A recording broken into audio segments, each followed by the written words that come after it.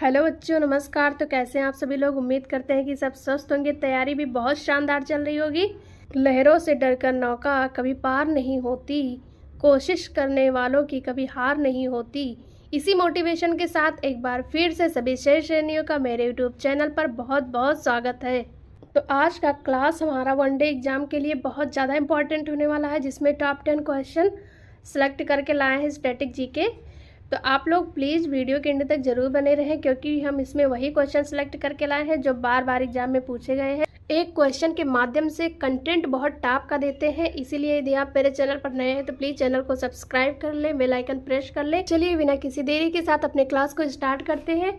तो आज का मेरा पहला क्वेश्चन है, गौतम बुद्ध ने अपना चतुर्थ बौद्ध संगीति का आयोजन कहाँ पर किया था। उन्होंने कुल 4 बौद्ध संगीतियाँ स्थापित की थी। कहाँ कहाँ आयोजित की थी तो देख लेते हैं। श्रावस्ती, कुंडलवन, पाटलिपुत्र, राजगृह। तो उनका जो चौथा पूछा गया है वो कुंडलवन कश्मीर में किया गया था उसका आयोजन। और हम प्रथम और द्वितीय तृतीय भी जान लेते हैं। थोड़ा सा आप लोग साथ में नोट करते रहिए, क्योंकि ये बहुत ज़्यादा इम्पॉर्टेंट है और हमारा क्लास इसलिए जाना जाता है क्योंकि इसमें हम बहुत टॉप क्लास का कंटेंट भी दे देते हैं क्वेश्चन के साथ। तो हमारा पहला जो हुआ था वो राजगृह में आयोजित किया गया था। और हाँ, किसके किसके शासनकाल में ये भी पूछा जाता है, क्योंकि ये क्वेश्चन बहुत बार पूछा गया है। जो दूसरा हमारा है वो वैशाली में आयोजित किया गया था। और जो तीसरा हमारा है वो पाटलिपुत्र में। अब इसका पूछा जाता है कि किसके किसके शासनकाल में। तो जो पहला हमारा था वो अजातशत्रु, ये मतलब ये ABCD का जो पहला लेटर होता है वो ये से स्टार्ट होता है। तो यानी कि ये जो हमारा पहला है वो अजातशत्रु। और जो छोटा बड़ा स्टार्ट करते हैं वो भी छोटा से ही स्टार्ट होता है। तो ये थोड़ा सा ट्रिक याद करिएगा।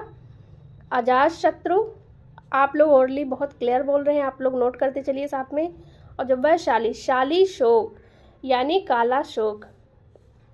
वैशाली जो दूसरा था हमारा वो काला शोक के शासनकाल में हुआ था। काला शोक तो शाली शोक, ये ट्रिक याद कर लीजिएगा। और जो हमारा तीसरा पाटलिपुत्र हुआ था वो अशोक के शासनकाल में हुआ था। और जो हमारा कुंडलवन कश्मीर यानी कि जो चौथा बौद्ध संगीति हुआ था वो कनिष्क, कुंडल कनिष्क का कनिष्क। ये बहुत ज़्यादा इंपॉर्टेंट है, आप लोग चारों नोट कर लीजिए, क्योंकि एग्जाम में बहुत बार पूछे गए हैं घुमा फिरा कर। तो जो पहला हुआ था वो राजगृह में हुआ था अजातशत्रु के शासनकाल में। जो दूसरा हुआ था वो कालाशोक के शासनकाल में वैशाली में हुआ था। और जो तीसरा हुआ था वो पाटलिपुत्र में आयोजित किया गया था अशोक के शासनकाल में। जो चौथा हमारा कुंडलवन कश्मीर में हुआ था कनिष्क के शासनकाल में। तो बहुत क्लियर बता दिए हैं, आप लोग साथ में नोट कर लीजिए, बहुत इंपॉर्टेंट है ये। काल के सिक्कों को किस नाम से जाना जाता था।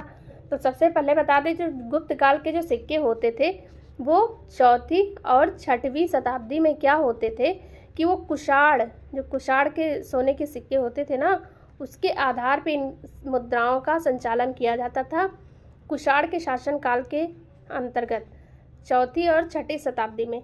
और क्या हुआ, जब गुप्त काल ने धीरे धीरे जब प्राप्त किया उसके बाद में वो स्वयं का सिक्का स्टार्ट कर दिया चलाना। तो गुप्त काल के जो सोने के सिक्के होते थे वो उसको दीनार के नाम से जाना जाता था।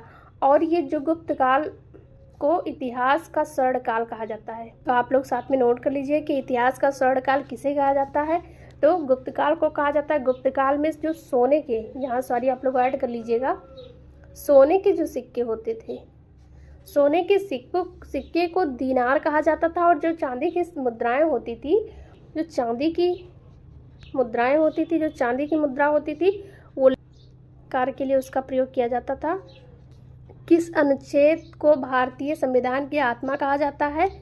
तो किस अनुच्छेद को भारतीय संविधान की आत्मा कहा जाता है। अनुच्छेद 18, अनुच्छेद 32, अनुच्छेद 40, अनुच्छेद 12। तो जो हमारा अनुच्छेद 32 है, इसका राइट आंसर 32 होगा।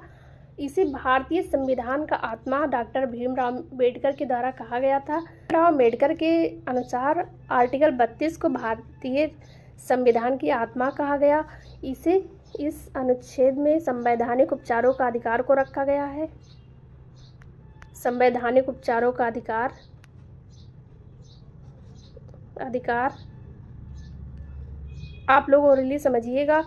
और जो आर्टिकल 40 हमारा है, ग्राम पंचायतों का गठन गया है। जो हमारा आर्टिकल 12 है, राज्य की परिभाषा को आर्टिकल 12 यानी कि 12 को वर्णित किया गया है इसमें। और जो हमारा 18 है, उपाधियों का अंत इसमें रखा गया है। इसके अंतर्गत उपाधियों का अंत किया गया है,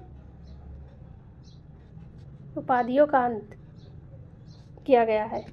तो जो हमारा आर्टिकल 18 है उसमें उपाधियों का अंत इंक्लूड किया गया है। और जो आर्टिकल 32 है वो हमारा भीमराव अम्बेडकर के अनुसार भारतीय संविधान की आत्मा माना जाता है। अनुच्छेद 40 है उसमें ग्राम पंचायतों का गठन किया गया है। और जो अनुच्छेद 12 है उसमें राज्य की परिभाषा को इंक्लूड किया गया है या वर्णित किया गया है। तो चलिए हमारे एक क्वेश्चन के आधार पे 4 आर्टिकल को हम जान लिए। चलते हैं नेक्स्ट क्वेश्चन पर। सरहुल महोत्सव का आयोजन कहाँ पर किया जाता है? बिहार, आंध्र प्रदेश, राजस्थान, झारखंड। आयोजन झारखंड में किया जाता है। यह एक प्रकार का आदिवासी जनजातियाँ होती हैं, आदिवासी जनजाति होती है, ये लोग एक महोत्सव मनाती हैं। झारखंड में इसका आयोजन किया जाता है। जीटी रोड का निर्माण किसने करवाया था? तो जीटी मतलब क्या होता है? ग्रांड ट्रंक रोड होता है। ग्रांड ट्रंक रोड का निर्माण किसने कराया था? जहांगीर, तानसेन, हुमायूं, अकबर, शेरशाह सूरी। तो जीटी रोड का निर्माण जो करवाए थे हमारे शेरशाह सूरी करवाए थे। इन्हें बचपन में शेर खां की उपाधि भी दी गई थी। शेर खां की उपाधि दी गई थी क्योंकि ये अपने गुरु को बचाने के लिए एक शेर की हत्या कर दिए थे, तो इसीलिए इन्हें शेर खां की उपाधि दी गई थी। और जीटी रोड का निर्माण शेरशाह सूरी ने करवाया था। विटामिन ए की कमी से होने वाला रोग क्या है? तो सबसे पहले विटामिन के बारे में थोड़ा सा जान लेते हैं। विटामिन को 2 भाग में स्रोतों के आधार पर बांट दिया गया है। एक जल में घुलनशील, वसा में घुलनशील विटामिन। तो हमारे जो जल में घुलनशील विटामिन है वो विटामिन बी एवं सी है। और जो वसा में घुलनशील विटामिन है ये डी, ई, के हैं। विटामिन की खोज 1912 ईस्वी में फुंक ने किया था और विटामिन का नाम ल्यूनिन ने दिया था। इसका नाम, विटामिन की खोज की बात की जाए तो 1912 में फुंक ने किया था। और विटामिन नाम किसने दिया? तो ल्यूनिन ने दिया था। और विटामिन को स्रोतों के आधार पर 2 भाग में बांटा गया है, जल में घुलनशील एवं वसा में घुलनशील। जो जल में घुलनशील विटामिन होते हैं बी एवं सी होते हैं। वसा में घुलनशील विटामिन ए, डी, ई, के होते हैं। अब इसके बाद विटामिन के बारे में थोड़ा सा और जान लेते हैं, इतना आप लोग नोट करिए। विटामिन ए की कमी से होने वाला रोग हमारा क्या है? तो विटामिन ए की कमी से हमारा राइट आंसर होगा रतौंधी होता है। बी की कमी से बेरी होता है। बी की कमी से बेरी होता है। सी की कमी से हमारा स्कर्वी होता है सी की कमी से। और डी की कमी से रिकेट्स या सूखा रोग होता है हमारा। तो डी की कमी से रिकेट्स होता है, ए की कमी से रतौंधी होता है, बी की कमी से बेरी होता है, सी की कमी से स्कर्वी होता है, जिसमें क्या होता है कि मसूड़ों में सूजन आ जाती है और उससे ब्लड निकलने लगता है। तो विटामिन ए के जो स्रोत होते हैं, चलिए हम इसको इतना क्लियर करके फिर समझा दे रहे हैं थोड़ा सा। विटामिन ए का रासायनिक नाम जो है वो रेटिनॉल है। विटामिन बी का थायमीन है। सी का क्या है? एस्कॉर्बिक एसिड है। विटामिन डी का जो रासायनिक नाम है वो कैल्सीफेरॉल है। तो उम्मीद करते हैं कि विटामिन आप लोग बहुत अच्छे से समझ गए होंगे। एक बार फिर से रिकॉल करा दे रहे हैं कि जो विटामिन होता है, विटामिन की खोज सबसे पहले फुंक ने किया था 1912 में, और उसका जो नाम दिया वो ल्यूनिन ने दिया था।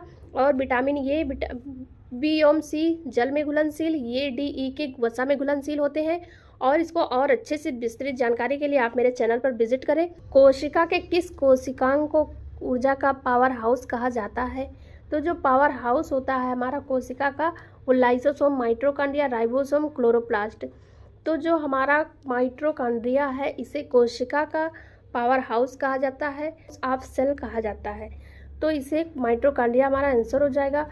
लाइसोसोम को क्या कहा जाता है? इसे आत्महत्या की थैली कहा जाता है। कोशिका की आत्महत्या की थैली कहा जाता है। राइबोसोम 2 प्रकार के होते हैं, 70 प्रकार के राइबोसोम और 80 प्रकार के राइबोसोम। और जो क्लोरोप्लास्ट होता है ये 3 प्रकार, लवक के जो 3 प्रकार होते हैं उसका एक प्रकार है क्लोरोप्लास्ट, एक होता है क्रोमोप्लास्ट और एक होता है ल्यूकोप्लास्ट। एक ल्यूको होता है, क्रोमो होता है, एक क्लोरो होता है। तो ये लवक के प्रकार होते हैं। और लवक को और क्या क्या कहा जाता है? इसे सेल विथिन सेल कहा जाता है। कोशिका के अंदर कोशिका, cell within cell, cell within cell कहा जाता है। कोशिका के अंदर की कोशिका कहा जाता है। लवक 3 प्रकार के होते हैं, क्लोरोप्लास्ट, क्रोमोप्लास्ट और ल्यूकोप्लास्ट। जो राइबोसोम होता है 2 प्रकार का होता है, 70S और 80S। जो माइटोकॉन्ड्रिया होता है इसे कोशिका का पावर हाउस कहा जाता है। जो लाइसोसोम होता है इसे कोशिका की आत्महत्या की थैली कहा जाता है। और जो माइटोकॉन्ड्रिया होता है इसकी खोज किसने की? सी बेंडा ने इसकी खोज की। और नाम किसने दिया? नाम इसका अल्टमान ने दिया था। ये कभी कभी पूछ लिया जाता है, तो आप लोग इसको भी थोड़ा सा जानते रहिए इसके बारे में। तो सी बेंडा जो थे वो माइटोकॉन्ड्रिया की खोज की। और इसका जो माइटोकॉन्ड्रिया नाम था, क्योंकि इसका पहले का नाम बायोप्लास्ट था, बायोप्लास्ट से इसका दोबारा माइटोकॉन्ड्रिया नाम अल्टमान ने दिया। आप लोग सारा नोट कर लीजिए, क्योंकि एक एक पॉइंट बहुत ज़्यादा इंपॉर्टेंट है। चलते हैं नेक्स्ट क्वेश्चन पर। कपास के लिए सर्वाधिक उपजाऊ मृदा कौन सी मानी जाती है? तो कपास के लिए सर्वाधिक उपजाऊ मृदा जो होती है, बांगर मिट्टी, लेटेराइट मिट्टी, बलुई मिट्टी, काली मिट्टी। तो कपास, का से काली मिट्टी जो हमारी होती है वो कपास की उर्वरता को बहुत ज़्यादा बढ़ाती है, उसमें वृद्धि करती है। इसे काली मिट्टी को कपासीय मृदा के नाम से भी जाना जाता है। मृदा के नाम से जाना जाता है क्योंकि यहाँ पे बहुत अधिक कपास की मात्रा में वृद्धि होती है, तो इसे कपासीय मृदा के नाम से जाना जाता है। और यह जो कपासीय मृदा होती है ये हमारा गुजरात और महाराष्ट्र के में सर्वाधिक मात्रा में पाई जाती है। राजा राम मोहन राय को राजा की उपाधि किसने दी थी? तो राजा राम मोहन राय को जो राजा की उपाधि थी वो चंद्रगुप्त मौर्य, एलिजाबेथ और महात्मा गांधी, अकबर द्वितीय। तो राजा राम मोहन राय को राजा की उपाधि जो थी अकबर द्वितीय के द्वारा दी गई थी। बारदौली आंदोलन कब किया गया था? तो जो हमारा बारदौली आंदोलन है, सबसे पहले जान लेते हैं कि एक गुजरात में इसका आयोजन किया गया था। और इसमें जो महिलाएं थी, अधिक मात्रा में महिलाएं बढ़ चढ़ कर भाग ली थी इसमें। तो वहाँ की महिलाओं के द्वारा, वहाँ की जो महिलाएं थी वो सरदार वल्लभ भाई पटेल इसका कार्यभार संभाले थे। तो सरदार वल्लभ भाई पटेल को ये पूछा जाता है क्वेश्चन कि सरदार वल्लभ भाई को सरदार की उपाधि किसने दिया था? तो जो सरदार की उपाधि थी वहाँ की जो महिलाएं थी गुजरात की, बारदौली आंदोलन में 1928 में इसका आयोजन गुजरात में किया गया था। और 1916 में हमारा क्या आ जाता है? 1916 में लखनऊ अधिवेशन होता है। और 1919 में जो होता है वो 13 अप्रैल 1919 में हमारा जो जलियांवाला बाग हत्याकांड है, आप लोग तो जानते ही, बहुत फेमस है।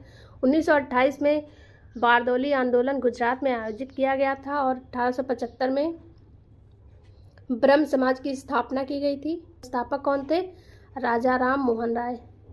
एक एक पॉइंट इसका बहुत ज़्यादा इंपॉर्टेंट है, आप लोग साथ में नोट कर लीजिए। यही बार बार बता रहे हैं क्योंकि एक क्वेश्चन पे मेरा बहुत अच्छा, बहुत बेहतरीन कंटेंट देते हैं, तो आप लोग साथ में सारा पॉइंट इंपॉर्टेंट रहता है। आप लोग साथ में नोट करते रहिए। बेहतरीन, जानदार, शानदार क्लास के लिए आप मेरे चैनल को सब्सक्राइब करें, बेल आइकन प्रेस कर लें, ताकि इसी प्रकार से अन्य वीडियो की नोटिफिकेशन आप तक पहुंचती रहे। तो मेरी क्लास कैसी लगी आप लोग कमेंट बॉक्स में ज़रूर बताएं, उससे मुझे बहुत मोटिवेशन मिलता है।